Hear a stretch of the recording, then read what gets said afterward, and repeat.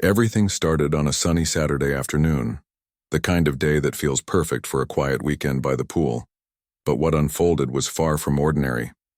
The neighborhood had been tense for weeks, with Karen, our HOA president, wielding her authority like a weapon, and everyone walking on eggshells. I was enjoying a rare moment of calm with my younger autistic brother, helping him float his new pool toy, when Karen appeared on her porch, glaring in that infuriatingly smug way she always did. I had no idea that in mere minutes the serene hum of summer would be replaced with chaos, as she shoved my brother into the deep end without a second thought. The shock, the disbelief, the adrenaline, everything happened in a flash, and I realized right then that I couldn't just let this slide. The calm of the neighborhood was about to be shattered, and the story that followed would leave everyone talking for weeks. But before we get into the madness, make sure to hit that like button and subscribe so you never miss the wildest HOA drama stories that unfold right here. Hey everyone, if you love seeing the ultimate neighborhood showdowns, make sure to subscribe and hit that notification bell. You don't want to miss the most insane HOA stories, epic confrontations, and jaw-dropping revenge moments that we cover every week. Today's story is one of the craziest yet. Prepare yourself for a roller coaster of emotions, unbelievable tension, and a shocking twist that nobody saw coming. Stick around until the end because this one will blow your mind, and remember, subscribing means you'll be the first to know when the next outrageous HOA saga drops. It all began that morning with my brother excitedly counting the days until he could try his new pool float. We had spent weeks planning a small private family day by the water, hoping to escape the constant tension Karen brought to our street. As he happily paddled near the shallow end, Karen's loud voice cut through the air, demanding that everyone follow her rules to the letter. Her presence was intimidating, her expression venomous, and I could already feel my blood pressure spike. Without warning, she stormed down to the pool area, her heels clicking aggressively against the concrete. And in an instant, she pushed my brother into the deep end. Panic surged through me as I dove in, pulling him out and checking that he was okay, all while the other neighbors watched, frozen in disbelief. The audacity, the sheer cruelty of it was surreal. Karen acted like nothing had happened, brushing it off with a condescending smirk as if my brother's safety was trivial. Anger boiled inside me, a mix of protectiveness and rage, and I knew I couldn't let this slide without making a statement. That day I made a plan, a wild, unthinkable plan that would not just serve justice but would be unforgettable for every person in that neighborhood. As the sun climbed higher in the sky, I retreated to my room, thinking through every detail of the perfect comeback. Little did Karen know her weekend was about to be turned upside down in the most dramatic fashion imaginable. By mid-afternoon, the smell of sizzling burgers and the laughter of unsuspecting neighbors filled the air. Karen had organized a barbecue to show off her perfect backyard, completely oblivious to the storm brewing. I donned my full Marine uniform, the one I kept for ceremonial occasions and special appearances, and felt an empowering surge of adrenaline. Every step I took toward her yard was fueled by righteous indignation.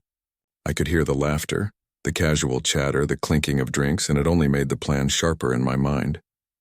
As I approached, I imagined every stunned reaction, the eyes widening, jaws dropping, and Karen frozen in pure shock as I executed the ultimate dive bomb into the heart of her gathering. Timing was everything. The moment was perfect, and I leapt with precision, crashing into the scene with a dramatic flair that nobody could have predicted. The chaos that erupted was immediate. Plates flew, drinks spilled, and Karen's expression transformed from smug superiority to sheer horror. Neighbors scrambled, unsure if this was a prank or a full-blown confrontation, and through it all I remained a calm, controlled force of justice, standing tall in my uniform, the embodiment of accountability and retribution, proving that sometimes standing up to a tyrant requires a little theatrics.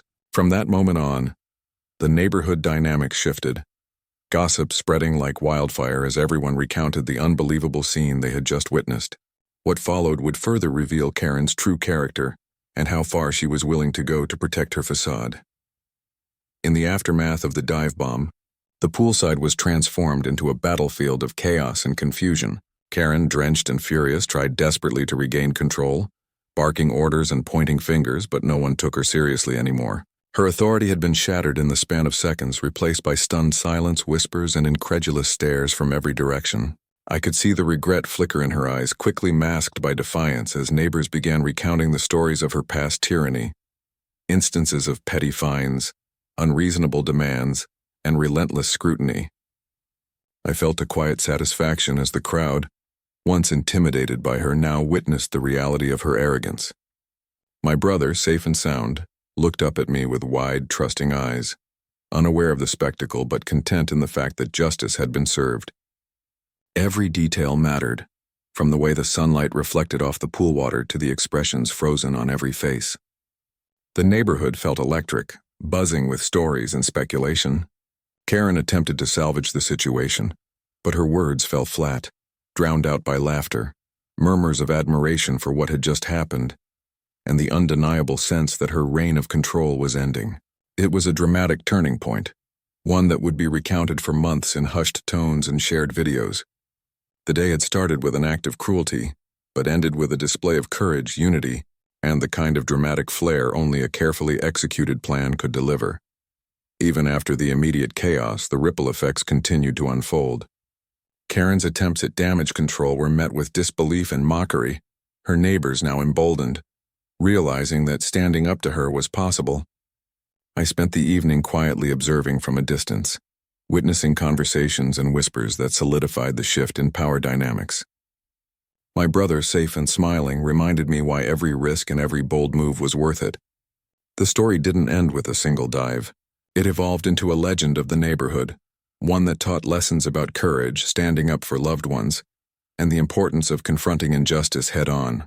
And as the sun set, casting long shadows across the yards, I knew that the memory of this day would linger, shaping interactions, expectations, and the very fabric of our community.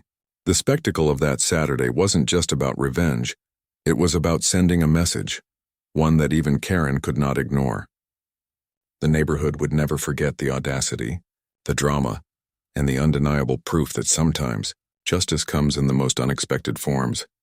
If you enjoyed this insane HOA showdown, make sure to smash that like button, subscribe to the channel, and hit the notification bell so you don't miss any of the wildest neighborhood drama stories we cover every week. Share this video with friends who love unbelievable HOA stories, and stay tuned for more epic confrontations, shocking twists, and jaw-dropping moments that will keep you on the edge of your seat.